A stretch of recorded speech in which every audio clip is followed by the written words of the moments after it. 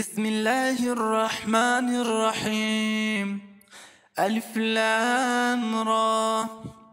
كتاب أنزلناه إليك لتخرج الناس من الظلمات إلى النور بإذن ربهم إلى صراط العزيز الحميد.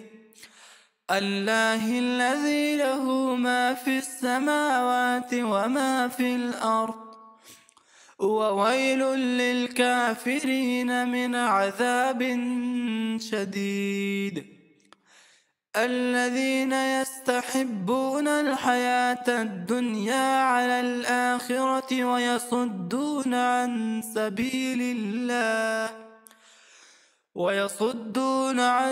سبيل الله ويبغونها عوجا أولئك في ضلال بعيد.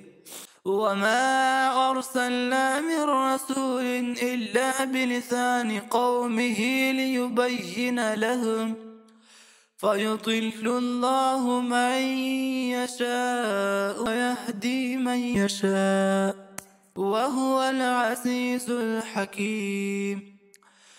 ولقد أرسلنا موسى بآياتنا أن أخرج قومك من الظلمات إلى النور وذكرهم بأيام الله إن في ذلك لآيات لكل صبار شكور.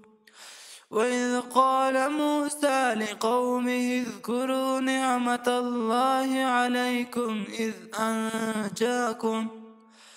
إذ أنجاكم من آل فرعون يسومونكم سوء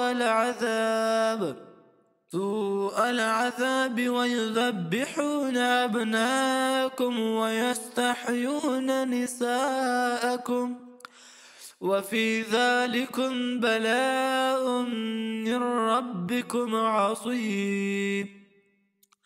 وإذ تأذن ربكم لئن شكرتم لأزيدنكم ولئن كفرتم إن عذابي لشديد.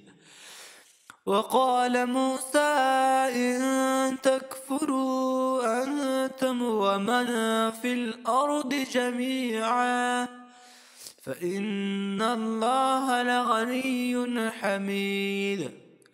ألم يأتكم نبأ الذين من قبلكم قوم نوح وعاد وثمود والذين من بعدهم لا يعلمهم إلا الله جاءتهم رسلهم بالبينات فردوا أيديهم في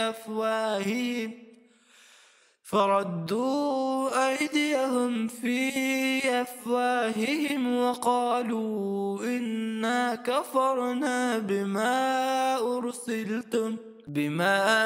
أرسلتم به وإنا لفي شك مما تدعوننا إليه مريب.